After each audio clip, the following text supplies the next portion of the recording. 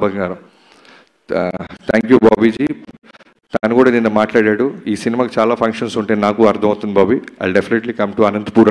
We are looking forward Bobby garu. And ఎవరైనా మర్చిపోతే నేను క్షమించాలి.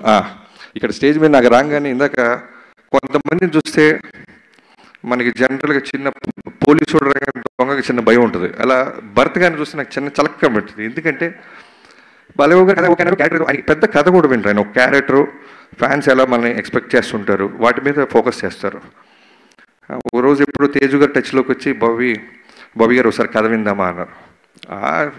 బాలయ్య గారు ఓకే అన్నారు, పిల్లలదే ఉందని సరదాగా వెళ్ళిపోయా. కథ చెప్పడం మొదలెట్టా. అంతా అయిన తర్వాత నవ్వారు. అన్నీ అయిపోయిన తర్వాత మెల్లగా పిన్ పాయింట్ స్టార్ట్ చేశాడు భరత్ గారు. నాకు లోపల అర్థమవుతుంది, అమ్మో చాలా మాస్టర్ లాగా ఉన్నాడు బాబు అని. కొంతమంది అడుగుతుంటే అర్థమైపోద్ది, అడగాలి కదా అని అడుగుతారు. బట్ మనం రెస్పెక్ట్ ఇస్తాం, చాలా విన్నట్టు వినయంగా నటిస్తాం. కానీ సీరియస్గా చెప్తున్నాను బ్రదర్, ఆ రోజు నువ్వు అడిగిన పాయింట్స్ నిజంగానే చాలా ఎక్స్ట్రాడినరీ క్వశ్చన్స్ అడిగాడు.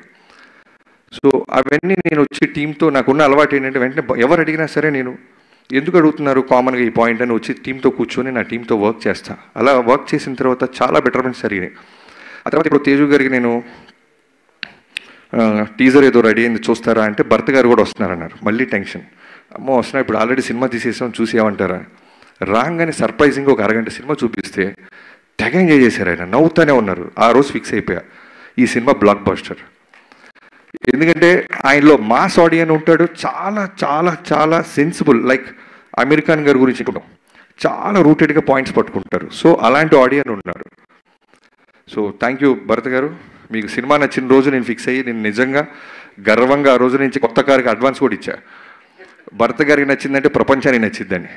సో థ్యాంక్ యూ తేజు గారు, thank you so much. Suma గారు థ్యాంక్ యూ. క్షమించాలి ఇంకేమైనా మర్చిపోతే. నిజంగానే మిక్సింగ్లో ఇంకొక చిన్న వర్క్ ఉంది, నేను బయలుదేరాలి. బాబు థ్యాంక్ యూ సో మచ్. నా లైఫ్లో ఈ cinema Daaku Maharaj with NBK